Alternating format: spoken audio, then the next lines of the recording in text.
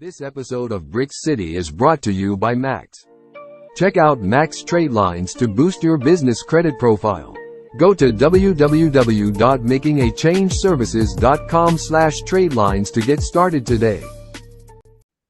Welcome back, people. It's the boy, the real Charlemagne, host of Brick City Show.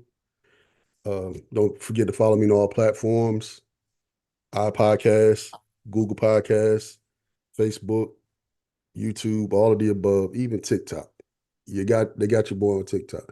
So hit me up on all platforms.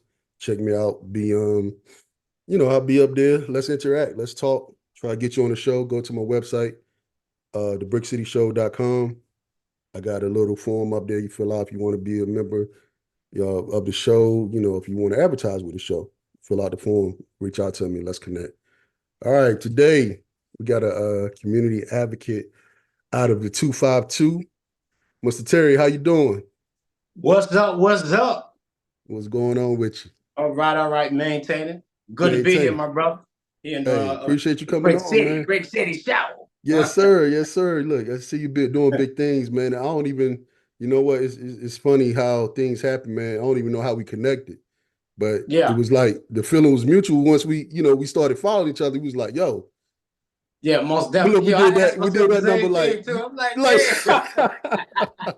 yeah, man. So let's tap into you. Let's tell the audience who you are. All right. Well, I'm Terry Ruffin, and you asked me earlier about what the title is. So I don't really get into the titles, but I'm just a man that love his community, that love his people, and just trying to lead by example, man, for these youth out here, man, these brothers.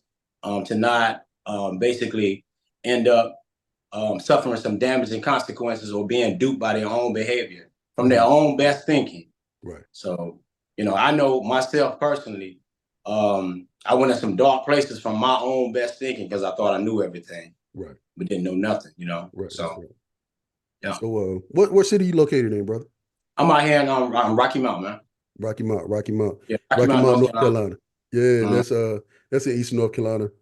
As well, to the audience, just try to get them some, geographic area about where you're located. It's not too far from Raleigh, and it's right outside of Greenville. Mm-hmm. Okay. So you sort of kind of got all the surrounding cities around Rocky Mount. Okay. Greensboro, Raleigh, Durham, those spots. Yeah. Gotcha. Appreciate that.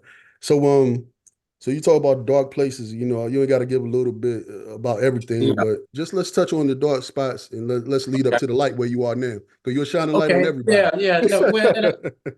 No doubt. And, we can't fake it. A lot of us don't, hit some dark spaces. You know what I mean? And some of us in some dark spaces now, we just don't want to admit it. Hey, you hit that on the head. You don't want to admit the dark spot.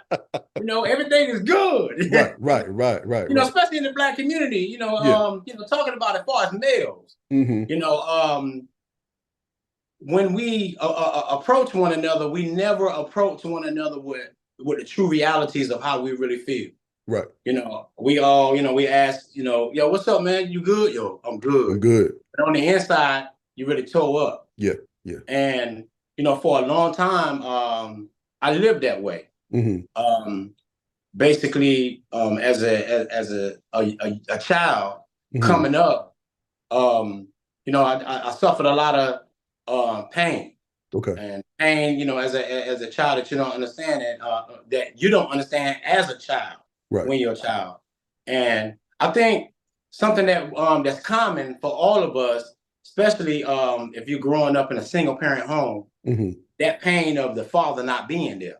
Right. And I think mine kind of hit different because my father wasn't there, but I knew who my father was. You know what I'm saying? So while he wasn't there, I knew who he was, and he had a whole nother family. Okay. So that was sort of kind of, and that brother arrived right past, and like I didn't even exist. So that's sort of kind of like some pain, and it still exists in the community today. Right. Actually, and it's kind of crazy me saying that, I suffered from that pain of my father not being there. But as I came up, when I got into the streets, I did the same thing to my child. Get out of here. The same thing. Generational, man. It's learned behavior. Generational curse. Learn behavior. Daughter house is on the way to the block. I pass right on by the house and go straight to the block. Wow. You know what I'm saying? Yeah. So that's what we did, you know. Right. Back then, you know, when I was coming up, you know, there was a lot of ignorance inside the community. Right. A lot of ignorance. You know, coming up, you know, there was a lot of things that I didn't understand, you know, as a child. And then, you know, we didn't understand. We just knew it was mama. If you came up in a single parent home, you didn't know the dynamics or the role of the father. Right. You know, you wouldn't know those dynamics if you never had a father. Right. Right. You know what I'm saying? So that was one of my pains right there. Okay. And the other pain I could say was ignorantly self-inflicted when I got introduced to alcohol and then drugs. Okay. That which covered the pain of the hurt that I was dealing with as a child. Right. And I had some other dynamics too. I should be real short. I had red hair, so I should get picked on all the time. Oh man. All the time. All the time. And I remember praying and asking God, like, God, just please let my hair get darker and let me get taller. Right.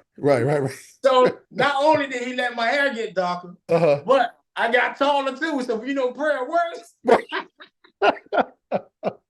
That's a blessing. Look, that's a blessing. That's a blessing. Yeah, man. Most definitely, man. But I came up during a time, man, that the crack era was basically introduced to our communities. Okay. And man, when it came in, it took us by storm, especially in the state of North Carolina. Because, you know, North Carolina, we always got stuff last. Yeah. So now, and it's funny, like now, North Carolina is considered to be a hip state now. Right. You know, we got rappers and all types of, you know, entertainers coming out of Carolina now. We on the map. Right. You know, we even got our own basketball, professional basketball team, football team.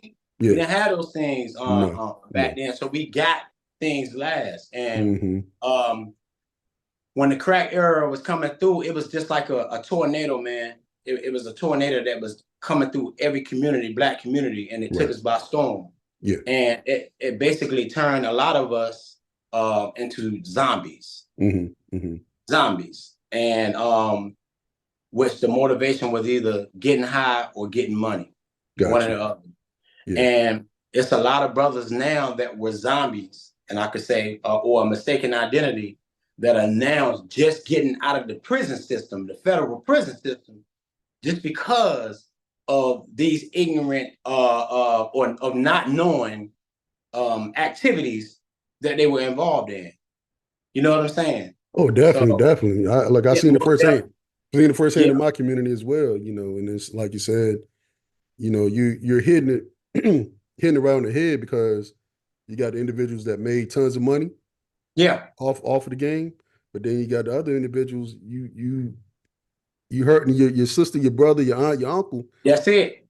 By making this money, so it's like which one, which way you exactly. And then you know you get incarcerated and they take everything from you, and you got a whole bunch of time, and you have no clue what statutes you are up under, what kind of laws that done affected your case. You just there, and they did. You know, they basically imprisoned a lot of young Black males that was considered to be ballers or shot callers out here on the streets, only to go inside the prison system and to live a great part of their life, you know, inside the system because of a system that was already set up for, you know, the field, you know. Right. And it's crazy. And we see the same cipher going on now, but it ain't even about the money now with these youth. It's about killing. You know, you don't really see how, like, you remember, you know, back in the day, drug dealer, you know, a drug dealer, when they pull up, they flashy cars, all the rings and nice jewelry, nice little women. You know, you don't even see that no more. You know, these young brothers, they pulling up walking with switches, you know, guns, but just like this, hanging out of their right, out of the pocket. Yeah, man. Out of their pocket. Like it's legal. Ready. Ready. You don't know what he is. No. And You it's, know what I'm saying? yeah, man. And like you said, it's play. Ain't even try to hide the gun. Right. How you hide? You look, ain't no way to hide it. The gun bigger than him. Ain't no way to hide it. Ain't no way to hide it, man. That's crazy. But yeah, it's funny. And the times crazy change, part about it, Charlamagne, is that we now have become desensitized to the type of activities that's inside our community. You know, we desensitized, like even to death. And I don't want to skip the subject, you know, from what I was saying earlier, but you know, where we were back then, it's led us to where we are now. That the kids are basically running the households. They're running the households. Yeah. And the relationships that are being formed are not mother and son no more. Once they become a certain age, and she said, boy, you better not be doing this. You better not be doing that. You better not be smoking weed. You better not be vaping. You better not be smoking cigarettes. And then as time go on, look, you smell like cigarettes. Didn't I tell you to stop smoking? And then as time go on, she get tired of saying that. And when he hits 15 and she finds out that he's smoking weed, the first thing she says is, now, it's not, don't smoke no weed. But if you're gonna smoke, I'd rather for you to be at the house. Right. Now you don't compromise. You know, it's compromise. Yep. Now you at the house with the son, and y'all passing the blood. You passing the blood around with your 15-year-old. Look, like Smokey and his mama on Friday, right? But this is what's going on. So we're desensitized to this is something it's not normal. You know, I was telling somebody today, we're so messed up in our communities now that somebody can come outside with their pants backwards, like just turn inside out with the pockets hanging out, shirt backwards, with the left shoe on the right foot and the right shoe on the left foot, and they can walk and go right in the store and nobody will say anything. They won't say nothing. Yeah. Because everything is so warped. Right. And we look at everything so much from a warped perspective, right, that something that's supposed to be right now is wrong. And what's wrong is right. Right. You remember that? You remember last year? What was it last year? The bonnet discussion. Yeah. About the bonnet. Man. You know, everybody went crazy with that because it's like, well, I'm true to who I am and true to. It's sometimes, you know, we don't look at the larger picture. It's like, yeah, you could be true to yourself, but be presentable to everyone else as well. You know. Yeah. And I think that was the discussion. And like you said, you become desensitized because people are easily offended now too. Very, pretty much offended. Because people can't take constructive criticism. Yeah, they can't take constructive criticism. And that's constructive. Not going to take it. And look, it's to the point. It's to the point, man. You know, our people, and I always say this all the time, but you know, they be like, they call me the streetologist. Man, you always talking about the people, man. Yeah, man, because look how far we done came. Like literally, we struggle with entitlement. Like literally, we struggle with entitlement. Somebody can be riding in a car and pull in front of you and be dead wrong, and you blow your horn, and they act like they ready to kill you. Boom. You fact. You see what I'm saying? And they are wrong. They are wrong.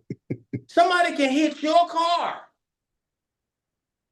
I mean, dead wrong. Pull out, bam, hit your car, and get out and ready to fight you. And they're the ones that hit the car. Look, I've seen it happen. You can go in our community and go to the McDonald's and try to order something. Yeah. And you just might get in an argument trying to order some food that you want from the cashier. Because the cashier gonna tell you what you want. You try to order one thing, she gonna try to tell you something else. And catch the attitude. We struggle with entitlement. You know, so. And that's just where we at. So you know, I have conversations similar to this all the time. Yes. And I you know, while we're on that topic, when did you think the shift happened? Man, the generations, because you know, I look. Sometimes I like playing the blame game, right? Yeah. Look, and you know, it's not in a literal sense. It's just figuratively speaking. Because I think, you know, sometimes you know, and I was talking to a partner of mine, it's like each generation try to make things better for the next generation. Yes. You know, we you know, the civil rights era try to make it better 70s. We did this, now we're gonna make life better for y'all. The 70s, like, oh, we're gonna make it better for y'all. So, and then now it's reduced so much, like you said, the entitlement is there, but I'm trying to pinpoint, like, where did it go completely left? You know what I'm saying? And it's like that generation, you know what, you know, because we're the X, you know, generation. Yeah, most definitely. Gen Z, and it's like they just like, hey, we ain't up for nothing. We don't care about nothing. It went to the left when the men left the community, man. Mm-hmm. When the men stopped being men. Right. If you notice now, the women are basically running the households, even when the man is there. Yeah. Like, even when the male is inside the house, the woman is still running the show. Learn behavior. Yeah, learn behavior. And then inside of a lot of the households, and it's safe to say, inside of the house, a lot of the households, you know, you have households with men with children, you know, stepfathers, or, you know, boyfriends with, you know, with the girlfriend, with the kids don't belong, you know, to them. And some of them literally are ice cold, man. They don't even really have no dealings with the kids. Exactly. Everything is directly with the mother. So she's running the household. He has no say so. No say so. None.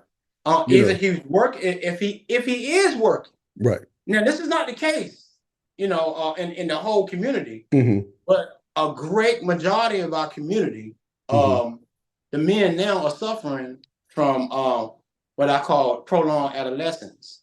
That's when you're 25, 30, 35 years old, but you're still exhibiting 15, 16, and 17-year-old behavior by being irresponsible.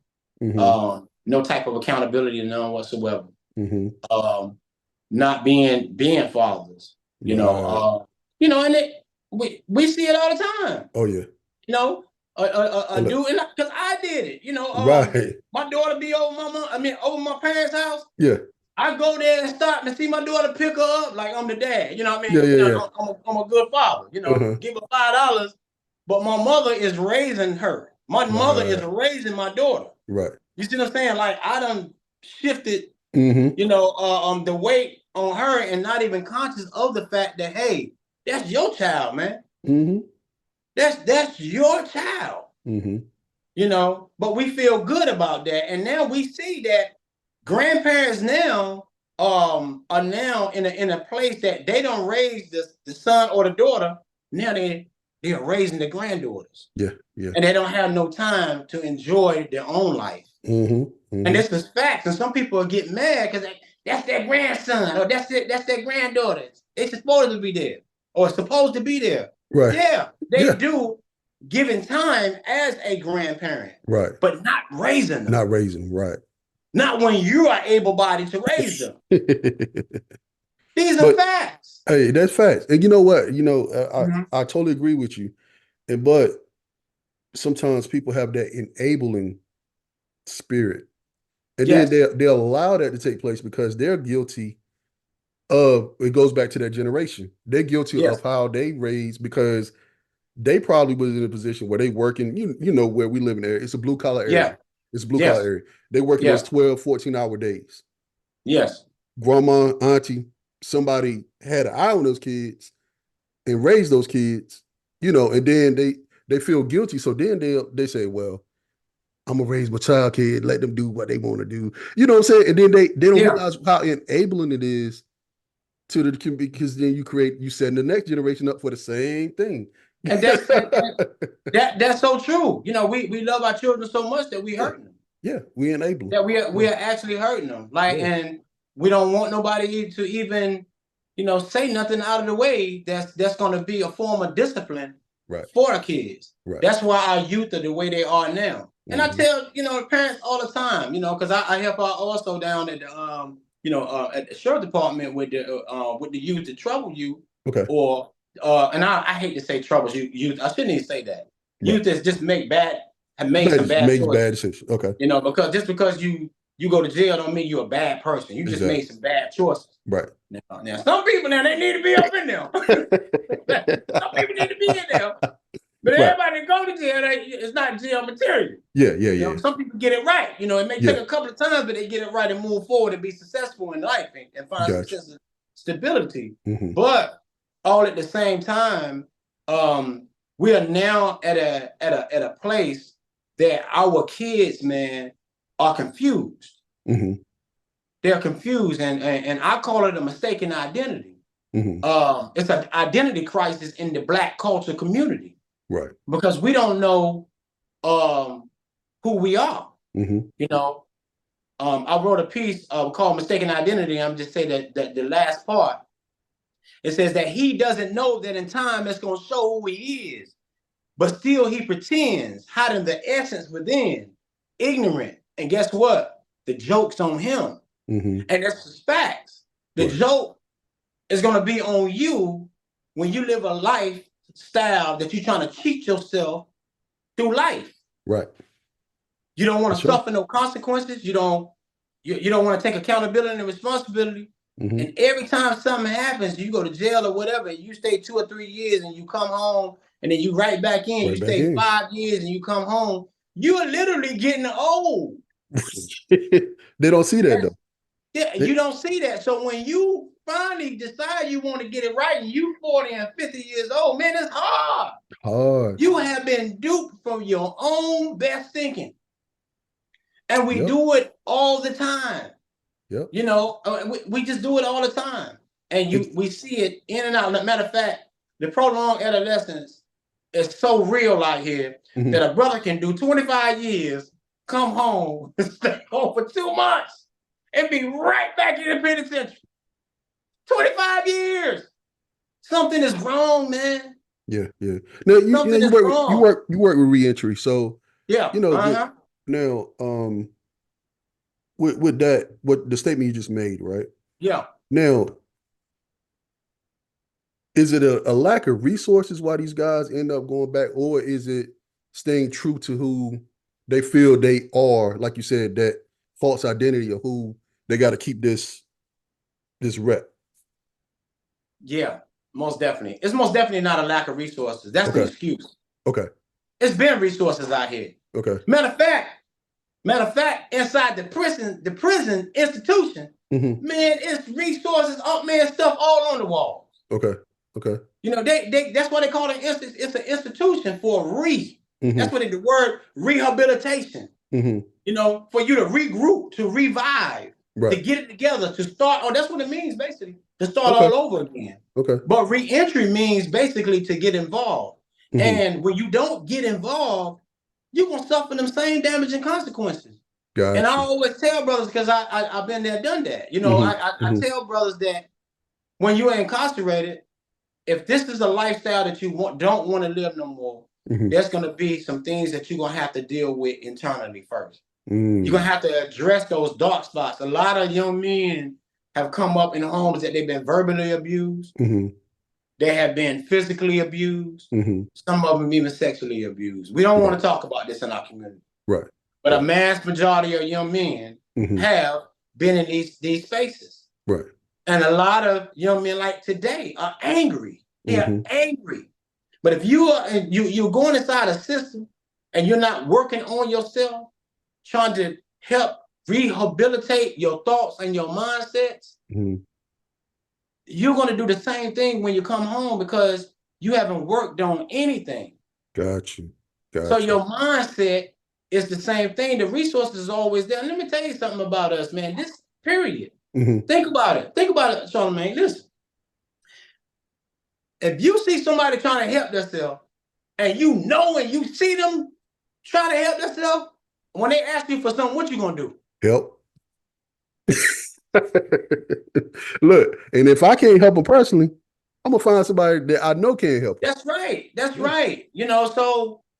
And don't get me wrong, there are stigmas now. There is stigmas, but you just don't give up because of the stigmas. And I tell brothers all the time, I said, man, you're home now. You've been incarcerated. That's a strike. This right here, this is the strike. That's 2 strikes already. Right. I said, this means that you're gonna have to work twice as hard. You got to work harder than anybody else. You know, and some brothers may look at it as being lame, but at the end of the day, them old heads that's inside the system that can never get out, they would trade places any day with any brother to be on this side right here. Because I ain't never seen a man that wanted to be inside the penitentiary. Right. You see what I'm saying? Yeah. So, you know, the resources are most definitely there. Yeah. But you have to want it. And, you know, even you know, where I work at, you know, at OIC, we help people help themselves. Okay. You know, that's what I was about to ask you. What type of resources do you guys offer? Yeah. At the OIC? Well, we have resources that will give you soft skills. Okay. Because coming out of the streets, man, you got to sort of kind of, your whole lingo got to change. Yeah. Look, explain it, because some people may not understand. Yeah. Because somebody look, this is the thing too. Yeah. You know, sometimes we get in our bubble, right? And we understand our language. Yes. So we got to break it down to everyone's language. Sometimes break it down to everybody's language. Third grade. Okay, then put it like this. If everybody seen Friday, everybody remember Debo. Yeah. You remember Debo. Debo was the neighborhood bully. Right. Anytime anybody seen Debo, they was running. Right. If you got a Debo mentality, just because you changed your life, you're not using drugs no more, you're not toting guns, you're not out in the streets, you still got the Debo in you. So when you get a job, whether it be at McDonald's or wherever it may be, right? You know, you still got that Debo mentality. So when your boss tell you, before you leave, sweep out the bathroom and mop it, if you look at him and say, "Nah, you go do it," you gonna get fired from your job. Right, and that's a soft skill. You see what I'm saying? That's a soft skill. Gotcha. And soft skills is basically knowing how to react and just knowing how to think. Take a camera check, especially when you're coming out of criminal thinking errors. You take a camera check, like, because sometimes, you know, when you're coming out of the streets, the language from the street is different from civilian language. Exactly. You see what I'm saying? Somebody may be saying something to you to help you, but you may be looking at it as they trying to play you. You see what I'm saying? Prime example. I know this cat at the gym. He got the ankle monitor on him. Yeah. You know, but I understand that. Hey, I don't talk to you as your big homie, your big, you know, whatever. I'm talking to you as equal. I'm not trying to get nothing from you. I don't get close to you, but we're gonna have this conversation because everybody else avoids you. I'm trying to let you know somebody out here care about you, you know, and you stay on this path that you on. So I talked to him, and you know, and it's, like you said, just it took a long time for me to break down that little ice he had. Yeah. He see me, you know, now he coming to me now speaking, hey bro, how you doing? You know, but it took a little while to break that ice because, like you said, they get so clammed up, like somebody so from them, or you know, you're gonna have to fight to get this or get that. I'm like, nah, bro. Look, I just told him, I said, yo, I just want to encourage you. You know what I'm saying? Yeah. And just, you know, so stay on the right path, you know, but when I approach an individual, and it's just like us, I'm military, you know what I'm saying? It's like some of us we can help. You know, we kind of rugged around the edges, you know what I'm saying? Yeah, most definitely. You know, and you know, so I had a young lady went to school with. She was the warden of Cook County Jail. Yeah. And had a conversation about her, and you know, we was just talking about, you know, the same thing you're saying, the mental capacity of going into jail, working in the jails, and everything, the institution of prison and jail, you know, is just like it's just the psychology of it versus everybody just thinks of the physical. You did something, do this, but you understand the psychology of how you ended up there. That's it. And it's most definitely a stigma, and it's a fight. And what people don't know, that the same thing that's going on inside the prison system, whether it be federal or state. Well, let me put it like this: the same things that's going on out here in society, it's sort of the same things that's going on inside the system, but on another level. Gotcha. You see what I'm saying? Understand. Like in our minds that, you know, when people get locked up, that okay, now you're looking buff, you're looking clean, he ain't getting high no more, whatever. That don't matter, man. Them dudes getting high just as much as on the street. On the street. Wow. And you sending money. Every week you're sending money. You don't know he's still gambling at the card table. Wow. He's still making bad decisions, going to the hole. Still getting high, jacking off his wreck, still doing all that. Right. So, I mean, why are you surprised that he's locked back up when he violated his ankle monitor? Why are you surprised? When he's not calling you because he's in a hole. And it's always basically, oh, they did this. Until you take that accountability. And this is what's so strong about the re-entry, because we don't address these true factors, man. We let people kill themselves, and this is fact. We let them, they kill each other with the lifestyle, right? You know, because I did it, you know, with my own lifestyle, and I keep saying it, my own best thinking, until I had to sit Terry down, and have a one-on-one with Terry and say, "Is this what you want out of your life?" How long did it take you? How long did it take you to realize that, Terry? It took me when I went to federal prison. Okay. You know.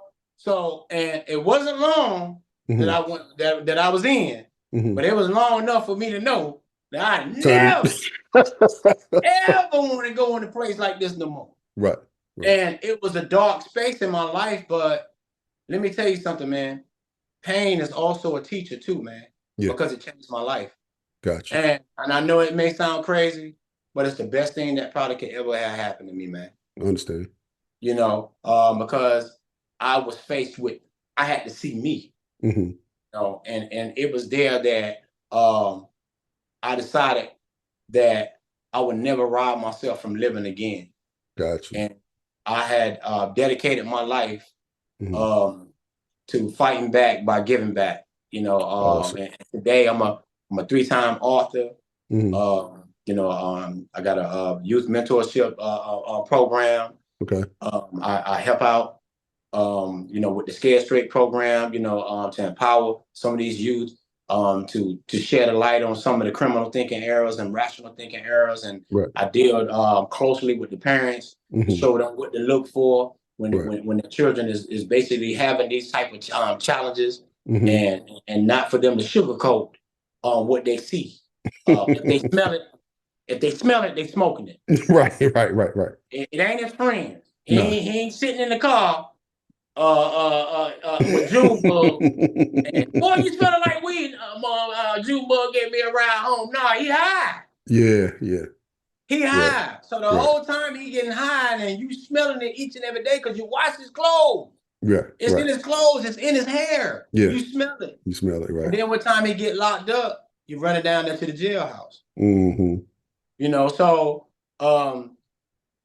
it's bad, man. And you know, but the beauty is the redemption. That's the beauty.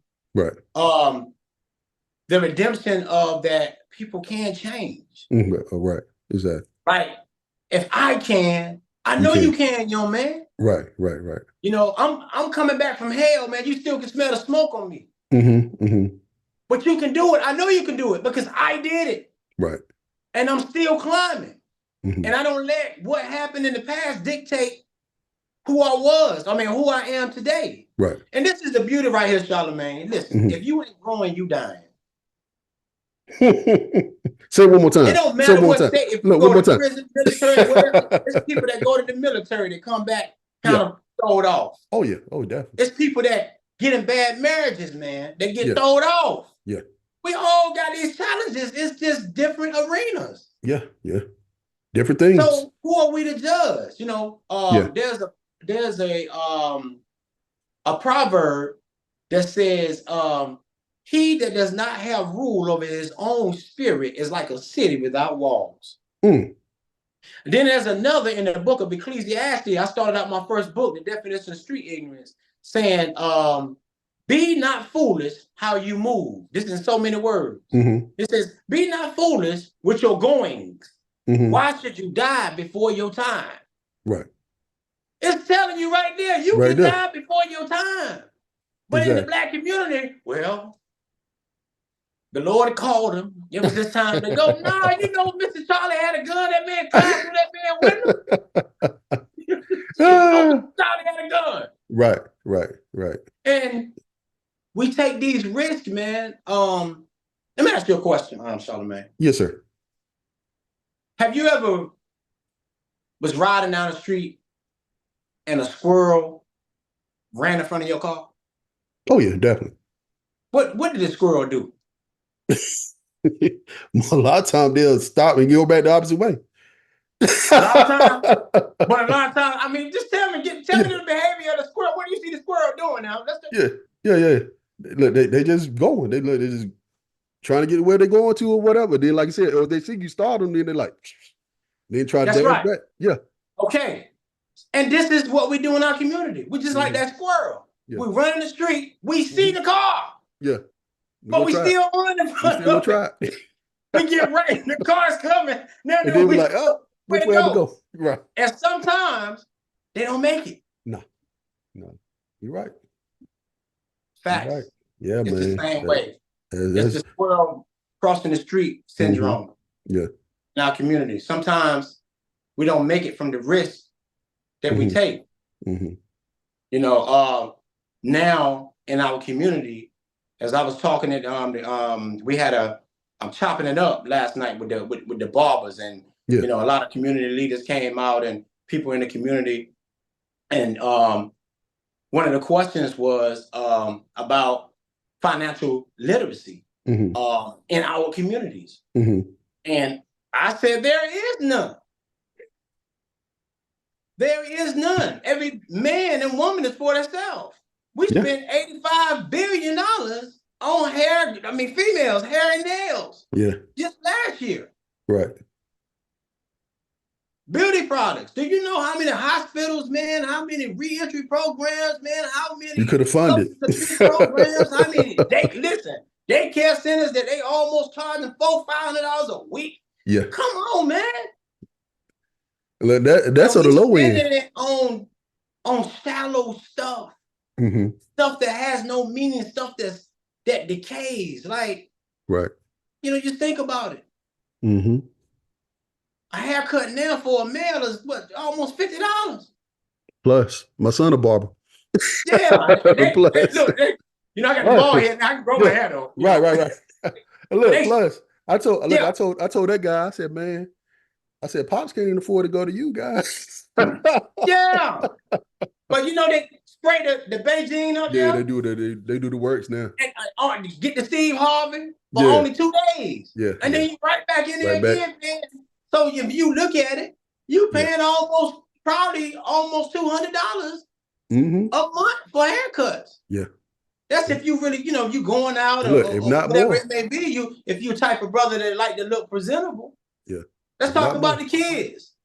How we invest in electronics and technology and give these kids, man, $300 and $400 tablets, $600, $700 tablets, $300 and $400 shoes, only for them to wear them and throw them in the closet. You know, a month later.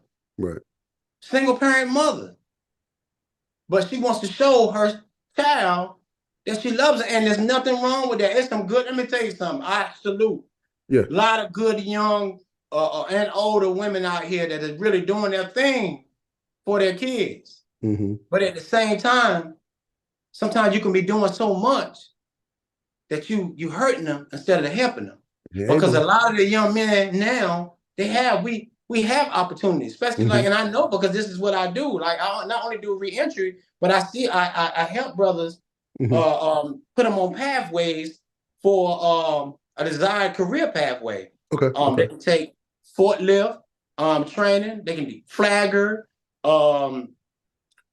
carpentry, highway construction, advanced manufacturing. These credentials, man, are some solid credentials from the Department of Transportation. And that's through the OIC? That's through the OIC? OIC, yeah, Okay. most definitely. Listen, man, free. FREE. Wow. Free. And it's hard, man, because of the stigmas and the barriers, man, that some of our youth have. Right. Whether it be transportation or whether it just be internal. Like, you know, you got to be to class at 8. You can't even wake up because you don't even have time management. Right. You stay up 3 or 4 in the morning and say, I'm going to go to the class at 8. You wake up 10 and 11. Now you got to call somebody and lie about you why you not in class, right? Hey, look, so you got an event coming up, brother. I think that's how we got connected, through your event that's coming up. Yeah, most definitely. Let's talk a little bit about that real quick. Okay, no doubt. My event coming up is going to be April the 13th. It's 100 men teaching 100 kids how to tie 100 ties. Let me repeat that. 100 men teaching 100 kids how to tie 100 ties. Gotcha. And when I came up with the title, I mean, it's funny too, man, because you know, you're thinking kids, yeah, we gotta show the kids how to tie these ties, man, and so they can, you know, have their attire straight, and it's a good thing for them to grow up and have these type of attributes, you know, being able to tie tight. I mean, tie, or to have these type of skills. Right. But then I found out that not only do young kids don't know how to tie a tie, most men don't know how to tie a tie. But that's the beauty in it. Right. And it's humility. It's humility when a grown brother or a grown man can say, hey man, I don't know how to tie a tie. I want to help, but I want to learn how to tie a tie myself. Exactly. Yeah. That's something we can have up under the belt. Right. You know what I'm saying? So, oh man, that's and it's powerful, and I think it's going to be a beautiful thing. And what's the location? It's going to be at 402 East Virginia Street. That's in Rocky Mount, North Carolina, at the OIC of Rocky Mount. That's 402 East Virginia Street. That's at OIC of Rocky Mount, North Carolina. It's going to be a lot of love. Have a lot of kids out there, man. I want for the youth. The whole objective is I want for these young men to see men in action. Got you. Coming from all perspectives, blue collar, white collar, streets, all perspectives. Got you. In action. You know, and we're gonna have some trust exercises, some motivational films that they're gonna watch. It's gonna be quick, short to the straight to the point. Right. Get them in, get them out, but we want to empower them all at the same time. And then we're gonna break bread at the end. Okay, that's what's up, man. Have and what time is that? What time is that on the 13th? It's gonna be from 12 to 3. 12 to 3 on 13. 12 to 3. And the only thing they had to do is just what we're trying to do is just get if you're bringing the kids, how many you can bring, they can have like a button-down shirt on. If they don't have one, don't worry about it. Wear a t-shirt, it don't matter. Right. Okay. We're gonna buy the ties. That's awesome, man. That's awesome. Yeah. You guys come out. So and if somebody want to link up with you, you know, because it seems like you do motivation speaking too, man. Most definitely. So just tell the people how to reach out to you and how to connect with you. Okay, then most definitely. You can reach out to me with through my emails, goodbrother22@gmail.com. That's goodbrother22@gmail.com. I'm on all social media. It's Terry Ruffin. Terry Ruffin, the streetologist, YouTube, TikTok, Instagram, and Facebook. And my number too is 910-218-6810. With my mentorship program we are expanding. A lot of beautiful things going on, and we do simple stuff like a lot of simple things, like just going out in the woods. A kid can learn a lot. Yeah, just that's what we used to do coming up. Right. We used to make slingshots and bows and out of everything in the woods. Yeah. So it's little or nothing, you know, and they're getting skills of learning something, and they're able to use this without using this. They're able to get, we're problem solvers, man. Yeah. You know, AI now it's solving problems for them. Have to do nothing. You can't get nowhere. Your mind ain't being exercised. You don't have to think no more. You don't have to think at all. Yeah, you don't have to think. You don't have to think. Listen, I mean, picture this. You have a homework. Man, just picture the challenges teachers have now. Mm-hmm. You have a homework assignment. The kid come home and he Google it. You ain't learning nothing. Nothing. And it shows that you just graduated from high school, but when you get in a real class, you can't even read and write. Exactly. And then you wondering, well, my child, I don't know what's going on my child. Man, no, that's your fault too. Yeah. That's your fault. Yeah. Because you never took the time out when you asked what happened in school today. Yeah. You didn't ask what did they learn and show me what you learned. You know what? Parents are so happy now. Yes. That the kids not getting in trouble, not causing the ruckus, and the teachers as well.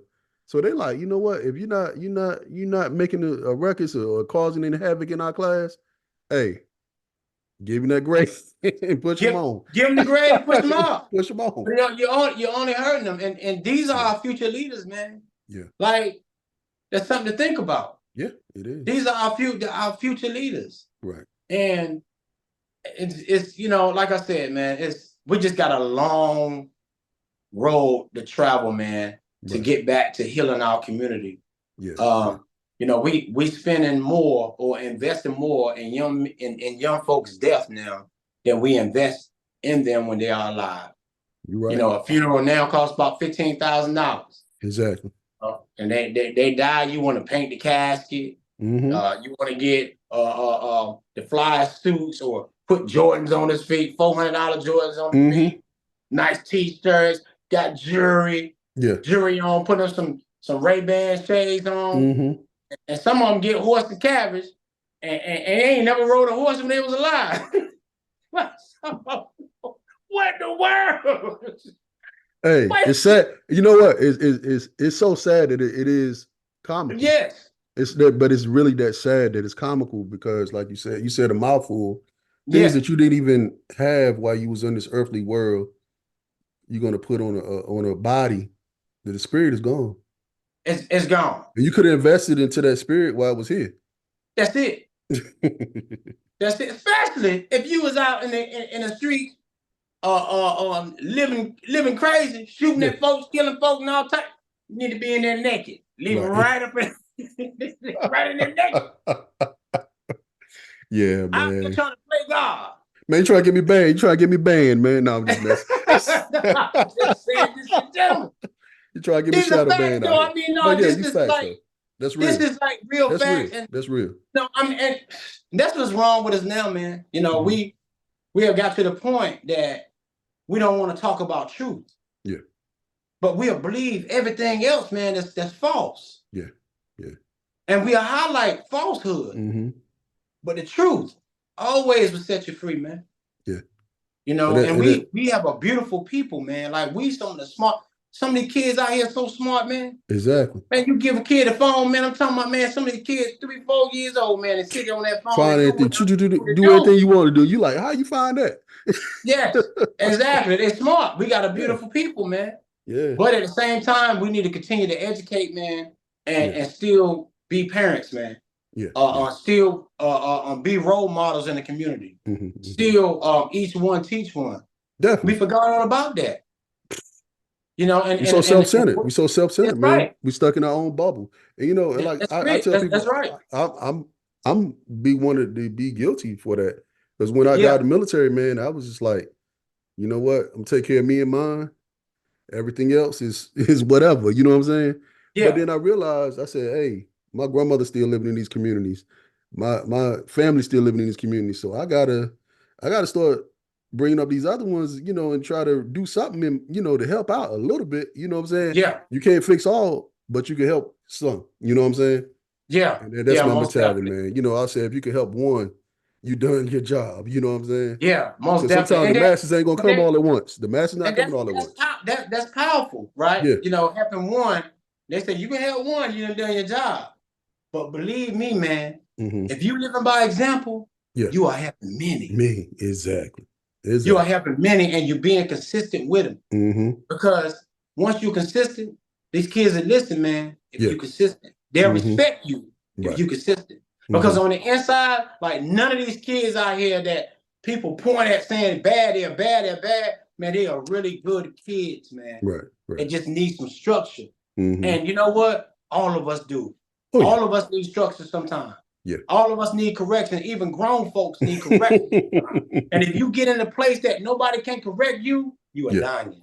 Yeah. Because I say it again, if you ain't growing, you dying, my brother. Wow. Hey, look, man, look, I know, look, we even chop it up for about an hour, man. And no doubt. Hey, look, and like I said, it was good, look, my brother. Yeah, we're gonna have to do it again. We definitely have to reconnect, man. No doubt. Reconnect, brother. You look, because you're a wealth of knowledge, brother, and your energy is off the chain, man. I appreciate that. No doubt, man. I mean, because like I said, because like I said, man, everybody got a story. And I tell people, I said, don't be ashamed of your story.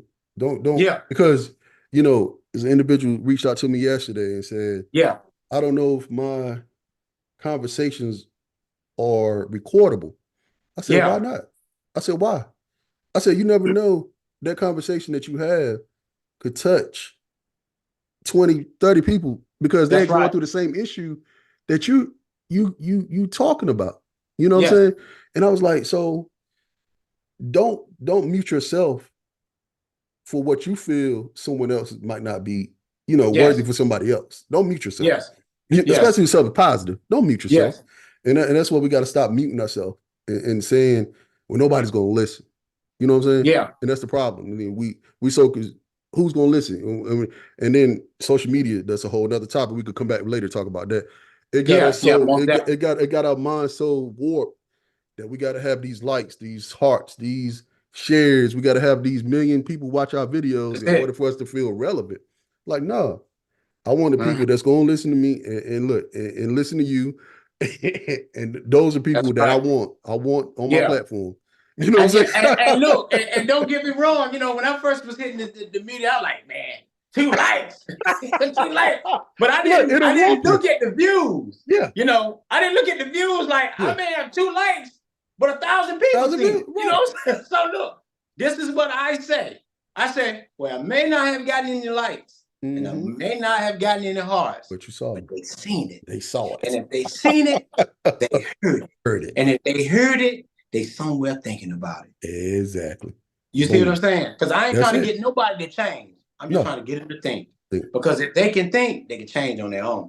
Exactly. Yeah, man. I appreciate you, Terry, man. This is no doubt, man. This has been awesome, brother. Love, baby. Hey, look, we gotta do it again one day, man. Yeah, definitely, man. Just let me know. We can come back and chop it up. There's so much more to talk about, man. Oh yeah, a whole lot, man. So much more to talk about, man. And I encourage a lot of sisters if they out there listening, which they probably are.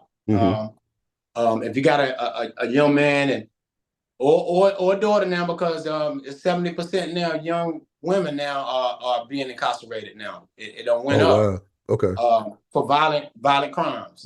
So if you have somebody that's in your family that's struggling with these type of behaviors, substance abuse, and I say substance abuse because it is. If you're doing something chronically all the time, that type of behavior, morning time, noon and night, you have a habit. Right. And sometimes you can be doing something for so long you don't even recognize that you got a habit.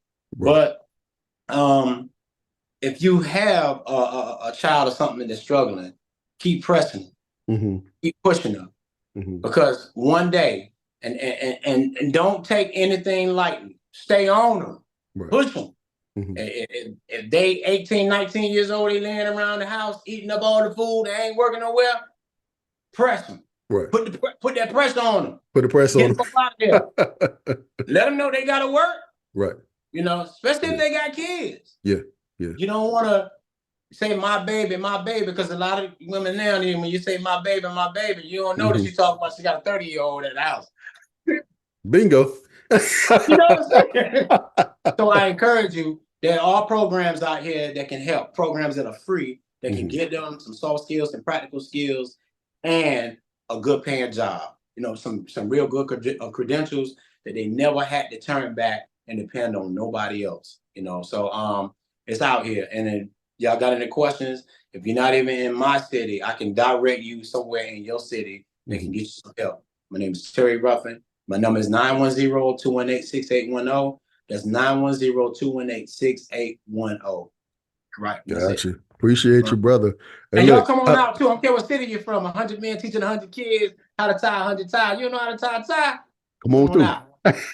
Come on through, man. Hey, look, man, I usually get people to drop a nugget, but you dropped a nugget before I even asked. So I appreciate that. Look, look, that's why I said, look, the connection been rolling, man. No doubt, look, man. I appreciate it, man. Hey, no doubt, man. But yeah, man. Look, I appreciate you guys listening. Okay. And look, and I appreciate you you listening to Mr. Terry today, because he's a wealth of knowledge. And don't forget to follow me on all platforms. And until next time, this is Real Charlemagne signing off.